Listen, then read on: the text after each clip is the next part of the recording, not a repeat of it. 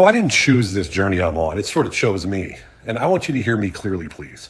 Since I started my journey over 40 years ago, my adult journey, living in 10 countries, running multiple businesses, building companies across continents, serving in the military, working in politics and various governments, co-founding a party, advising leaders and leading teams all over the world, speaking on stages as well. One thing has always stayed true. I don't quit. And 280 days ago, I decided to start making these videos. I started doing them for one simple reason. My wife is Ukrainian, and what was happening in Ukraine bothered me deeply. The world was edging towards World War III, and I felt like I needed to speak with honesty and not with anger. And almost a year later, we're more divided than ever as a nation. But something's changing. The conversations are changing. I've had people from every side reach out: Republicans, Democrats, Libertarians, Independents, people of faith and people of no faith, people who don't fit into any box at all. And most tell me the same thing. Hey, I don't agree with everything that you say, Stephen, but I can listen to you because you're not attacking anyone really. You're trying to unite us with facts, as hard as they are. And that means something. That matters to me. That's why I try to answer as many messages as I can. Hundreds, some days, because people matter. Your concerns matter. Your voice matters. Most of these videos exist because of you, your stories, your struggles, and your questions.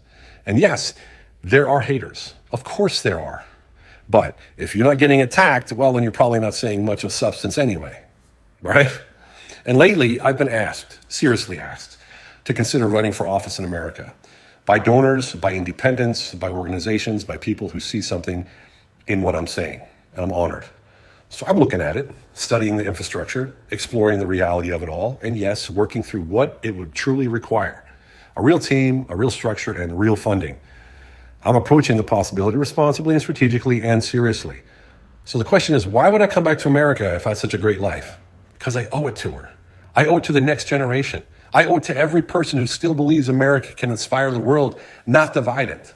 And I owe it to our veterans, the men and women who served, who sacrificed, and who gave their youth and their health. As a veteran myself, it's important that we build a nation that stands by them as fiercely as they once stood for us. And if I do step forward, my immediate priority will be clear. Lower costs, cut taxes, and put more money in your pocket immediately, period. That's the America that I want to rebuild. For families, for veterans, for every citizen fighting to build a better life. But it all starts with us first. So don't give up. Don't surrender to the chaos. Don't let hatred pull you down to its level. You have to rise up. Because everything you do, every word, every action, comes back to you, good or bad. That's the law of reciprocity. We can take America back. Not with anger, not with division, but with courage, clarity, and commitment. And I'm not talking about kumbaya. I'm not talking about holding hands. I'm talking about discipline, purpose, unity, head down, facing forward, and marching in rhythm towards our goal. Together, unified.